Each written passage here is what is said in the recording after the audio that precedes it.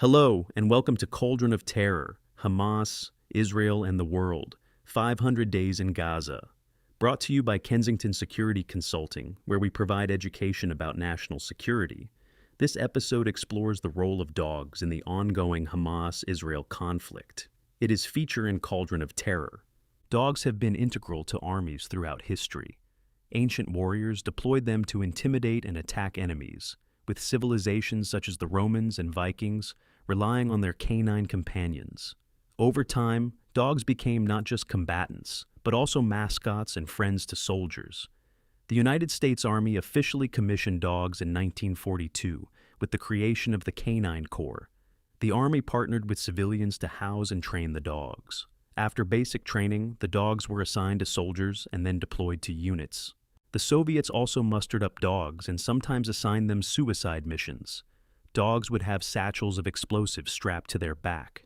Then, as per training, they crawled under German panzers where their bombs were detonated. The Germans caught on quickly and gave orders to kill all dogs they saw in Russian combat zones. Other armies used dogs for military and non-military purposes. Soldiers recovering from physical or psychological trauma enjoy the devotion and snuggle factor of their four-legged friends. All this brings us to Hamas and the Israeli Defense Force. Dogs are highly valued in the Israel Defense Forces, IDF. Their training, care, and combat-related activities are treated with seriousness and affection. Many of these dogs have served in Gaza, and some have made the ultimate sacrifice in combat. The Israeli Canine Corps, known as the Okets unit, comprises Belgian Malinois dogs, each with a specialized role. Some are trained to detect explosives, while others are skilled at identifying various threats. Many of these dogs are also used to track terrorists. In Gaza, they played a crucial role in navigating the complex network of tunnels to locate the enemy. In the Okets unit, each dog is assigned a specialized role. Some are trained to sniff out explosives, others to locate hidden threats and tunnel entrances, and others to track and apprehend terrorists. The Okets unit's expertise has been essential for years, and their capabilities are now being utilized in the streets of Gaza and within Hamas's extensive tunnel system. The word Okets means sting. Joining Okets is a challenge for both soldier and dog. Soldiers are rigorously tested and, if selected, pair with a dog. Both go through training where they work and bond. Both train on agility courses and in simulated battlegrounds. Israeli war dogs served with distinction during the October 2023 war with Hamas. Okets was scrambled and sent with their human partners to Gaza and kibbutzes, where they showed bravery. An Israeli officer recounts his loss and love for Nero, who served in a commando unit to hunt down terrorists. The officer relates, "A dog who was with one of our men went into a house. He revealed the location of two terrorists, was hit by a burst of gunfire from them, and was killed. That's how the men in the force realized that there were terrorists in the house, and human lives were saved." And Ziggy was there when it counted too. Another Israeli tells Ziggy's story. I remember exactly what happened.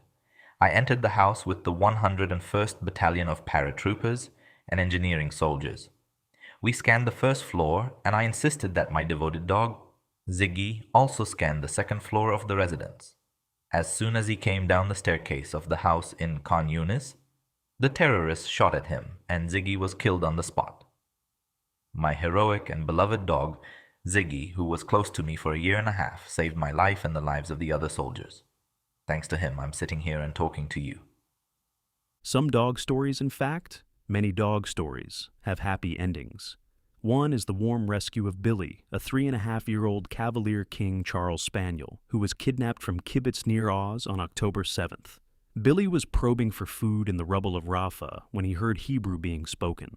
A soldier embraced him and cared for Billy. Billy's microchip paired him with his caretakers at a kibbutz, leading to a joyous reunion. Hamas and dogs.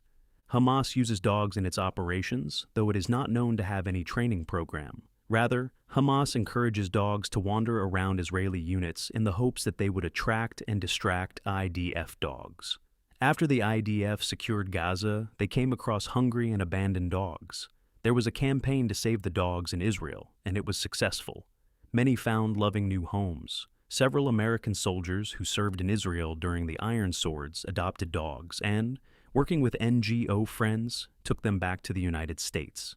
Today the dogs, Rocky, Ghost, Amy, Rock, Pock, Surge, Babyface, Smokey, Kylie, and Shekel, have a happy home in the USA. This concludes this episode of Jihad and the World. If you enjoyed it, please consider subscribing. Our latest book, Cauldron of Terror, Hamas, Israel, and the World, 500 Days in Gaza, will be available for purchase in the summer of 2026. Nothing in this podcast reflects the official position of the United States government. Until our next podcast, goodbye from Kensington Security Consulting.